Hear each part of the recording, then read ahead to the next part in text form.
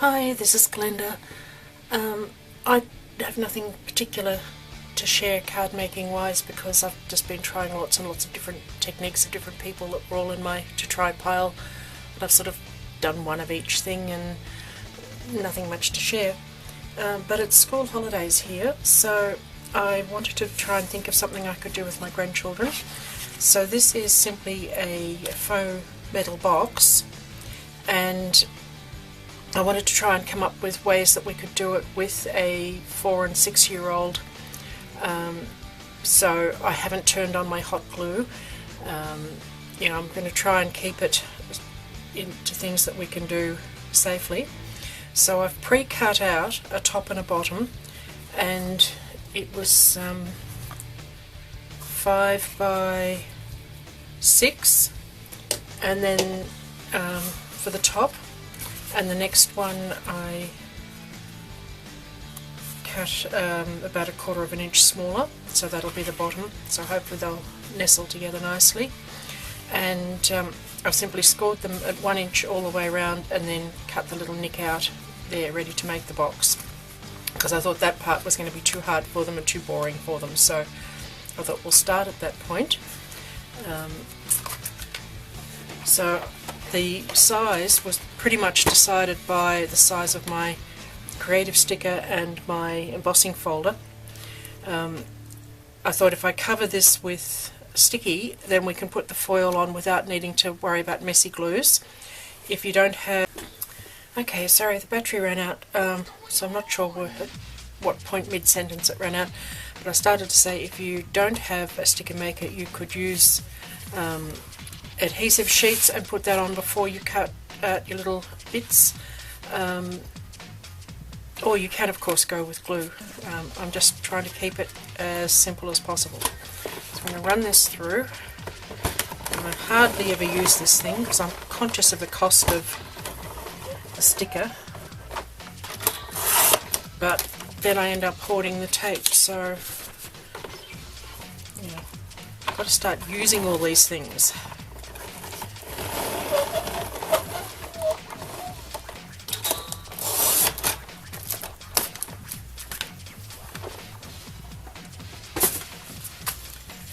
So I've just put that on the wrong side, haven't I? Never mind, I'll simply turn the folds to the other side.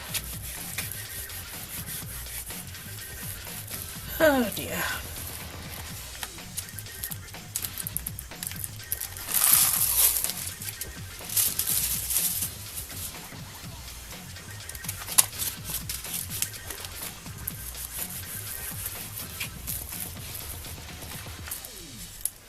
I thought I should do this run through before actually doing it with the kids, because they don't have a lot of patience if you're not sure what the next step is. So if you've done it yourself before, it's a whole lot easier. Okay, so I've got my piece of foil, just kitchen foil.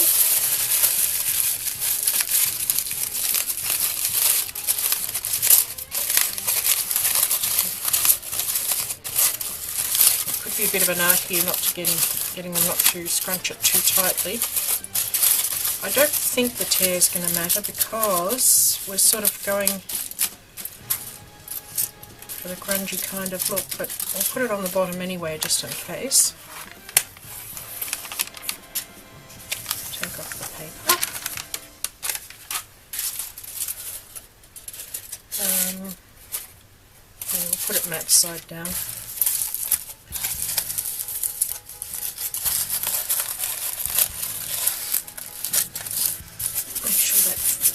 Hair as well and truly stuck down.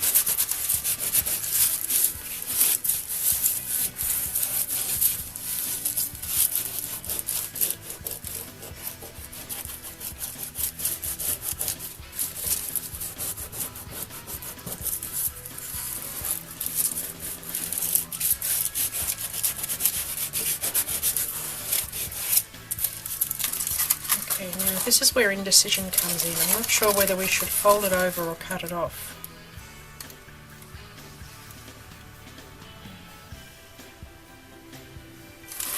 Maybe a bit of both.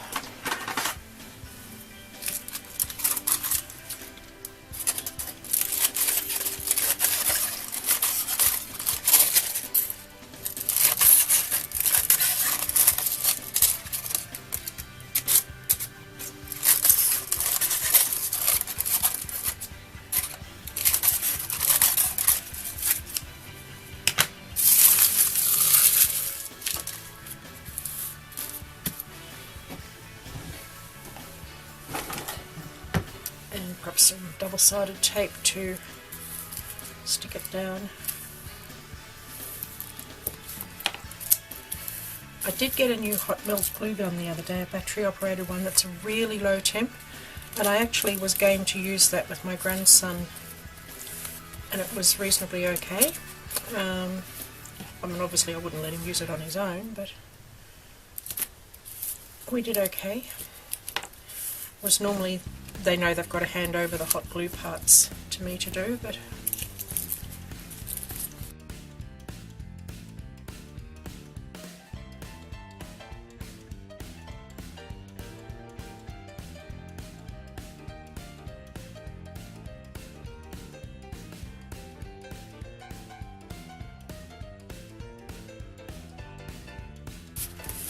okay, that's not too bad. So what I'll do is I'll cover the top bit exactly the same way, and then I'm going to run it through this embossing folder.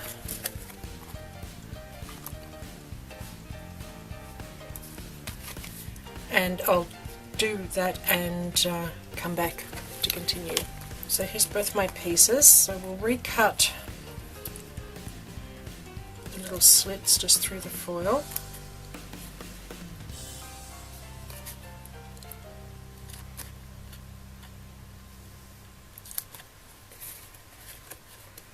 I hope that Hannah doesn't cut hers too much. She is a fiend with scissors. She just loves to cut everything.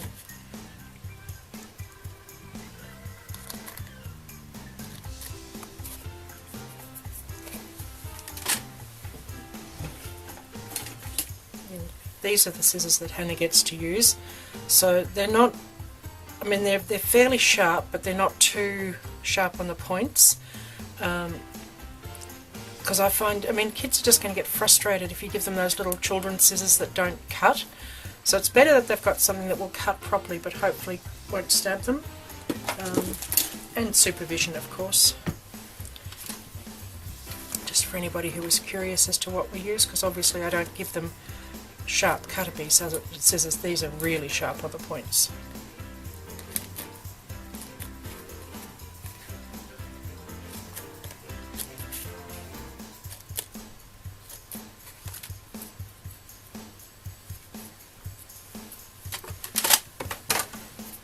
So then if we fold the box in reverse, because she stuck the tape on the wrong side,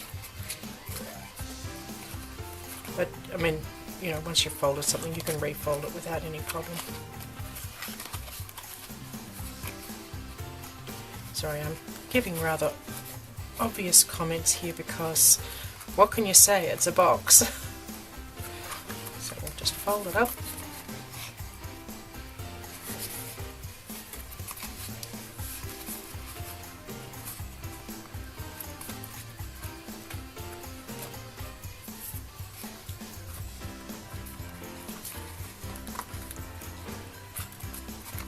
And on this one I did cut at an angle. I would cut that completely straight there and then just on the angle for the flap.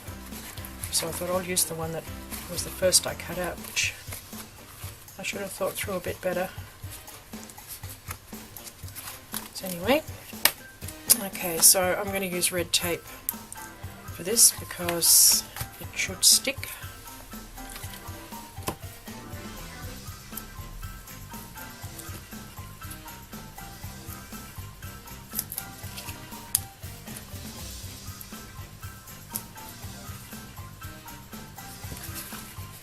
Yes, that's the right side. Not that I think I'd ever get it wrong.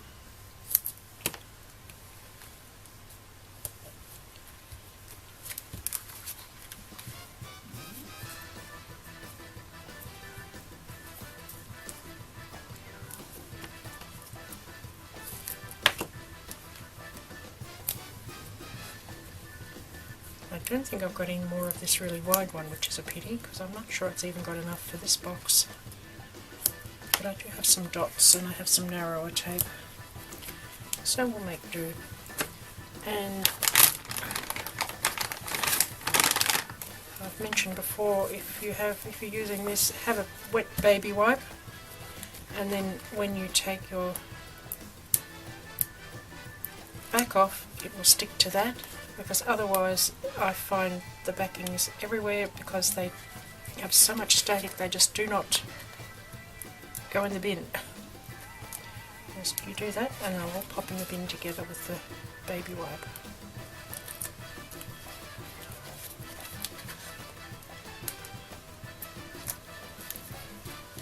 Okay, so we want to match that up well.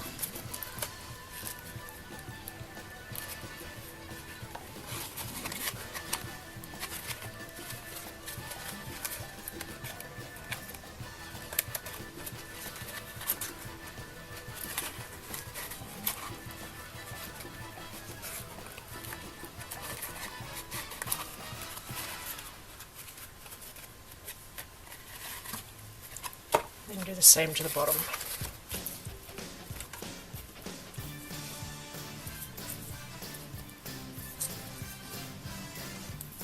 And I am out of tape.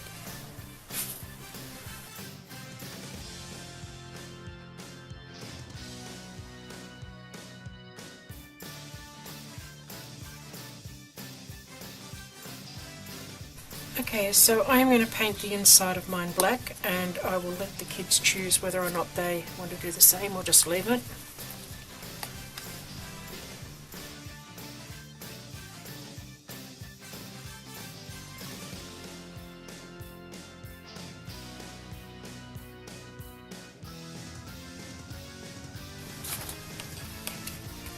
I love using old CDs and packaging and things as palettes because you can throw them out. So then we want to get dirty, and we're just going to rub black paint over the foil.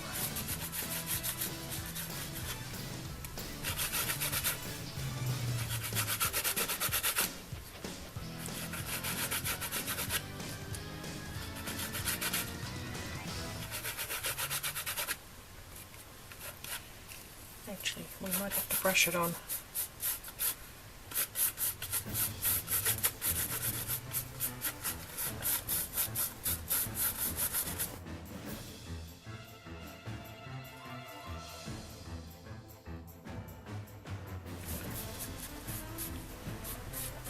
Okay, that'll do.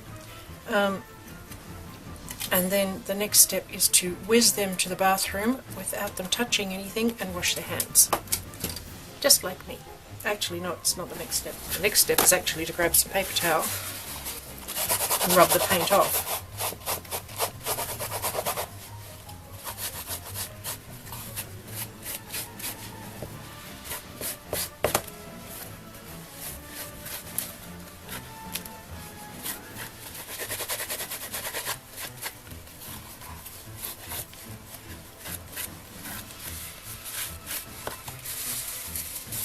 I'm going to try a baby wipe. I don't want to rub it all off. I certainly want a bit more silver showing through than is showing through now.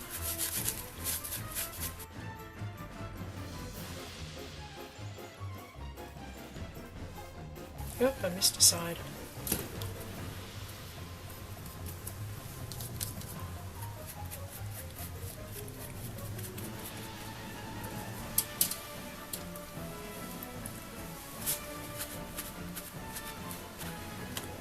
Okay, that's not too bad. Now, definitely off to the bathroom. So, some Rub and Buff, bane of my life. I have a feeling this one is now useless. Solid as a rock. Decanting it didn't work. I tried. I have had no success with this horrible stuff. It's just gone hard. Anyway, there are still a few in their tubes that haven't quite cracked yet. So we'll take a bit of Rub and Buff.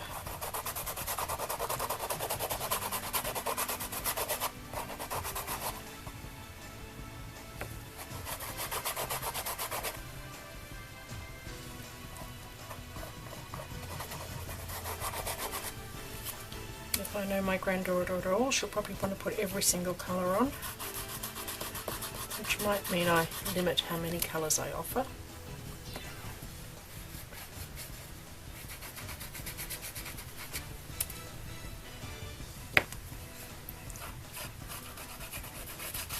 If you don't have rub and buff, you could use some metallic acrylic paint and just rub that in.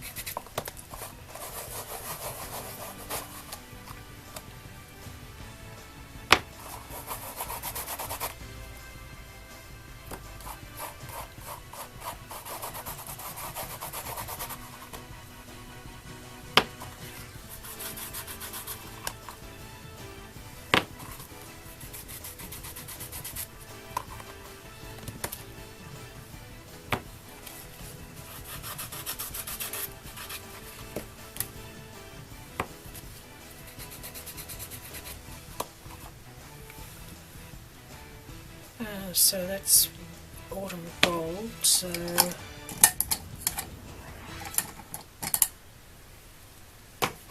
got this green one the other day. It's Baroque Art Gildas Paste, and it looks and smells like shoe polish. I don't know what price shoe polish is nowadays, but honestly I'm not seeing the difference. It just really smells like shoe polish.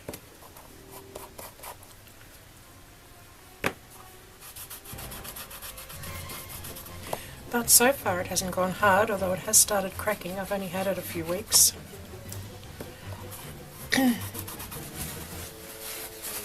So we'll try rubbing this up.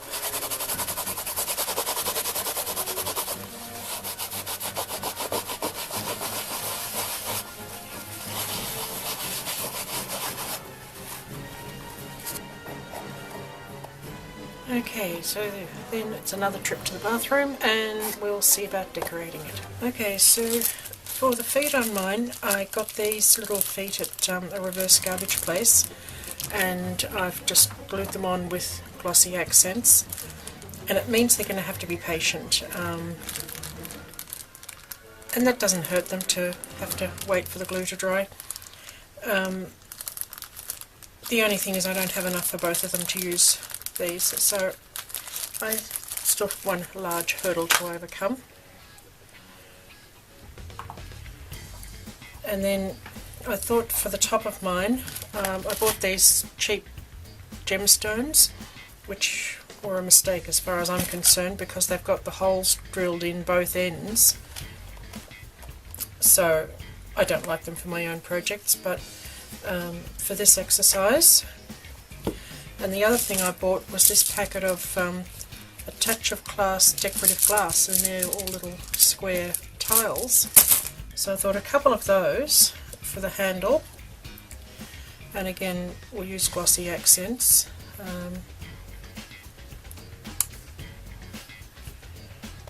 And as I say, it won't hurt them to have a little bit of patience. It'll be, depending on when we do the project, they might even have to come back the next day and pick it up. My grandchildren don't live far from me, so it's not really a huge issue. Although at that age they do like instant projects, but as long as they can... No, they really do need to leave it to dry, don't they? There's no way out of that. I mean, they could stick things on with glue dots and what else? The trouble is, because you're sticking onto the metal and the rub and buff and everything, a strong glue is going to give much better results. You can tell I'm kind of talking this through to myself as much as anything.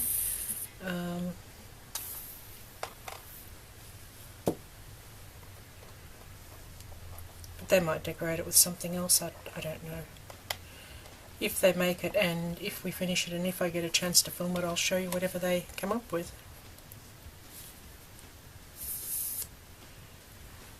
If you were doing this for an older child, you could perhaps think metal embellishments or wood embellishments, things that are a bit classier. but equally cost a bit more.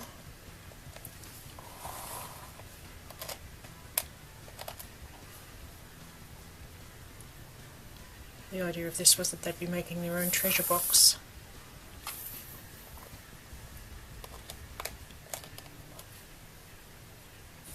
Okay, so I might leave mine at that for now.